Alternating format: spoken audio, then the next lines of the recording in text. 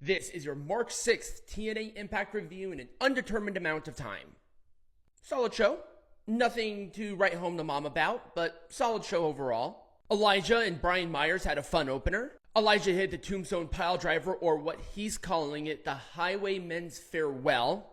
I really like that name. It's a cool name. And it fits his whole aesthetic. It's kind of weird seeing somebody other than Undertaker using a Tombstone Piledriver, but you know, that's probably because I've been watching Undertaker do it for so long. Also, Okada does a Tombstone Piledriver as a setup move. I dig it though. I really like it. There was a post-match attack by Eddie Edwards and Brian Myers, but they were run off by Joe Hendry. The first Cla Penthouse was a weird, cringy waste of time. I guess it set up AJ Francis and Steve Maclin. Interesting. All right. I'm going to roll with it here. AJ Francis is still actually getting a lot better. I don't know why people are still absolutely dogging on this guy. He's really showing up. He's really cutting good promo. I like his moveset. He has good heel heat. People need to chill out about him.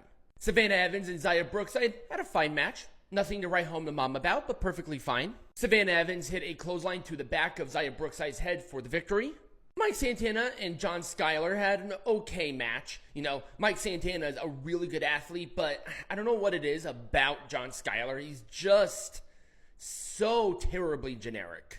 Mike Santana won with a sit-out powerbomb. He didn't even hit spin the block until after the match.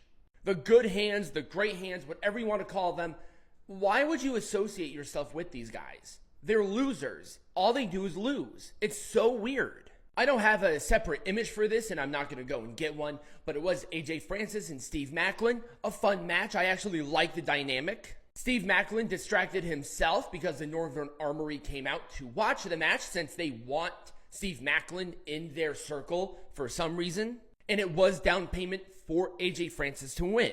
I hope after Sacrifice we really start getting into a Hardy's First Class program. We had the face-to-face with Oba Femi and Moose, and it went exactly how you expected.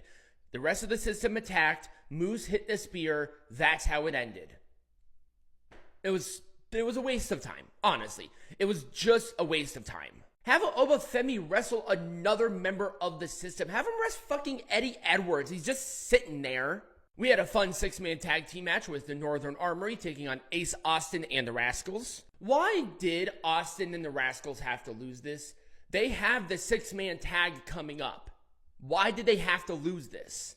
If the Northern Armory needed to pick up a victory, have them beat the Good Hands or something.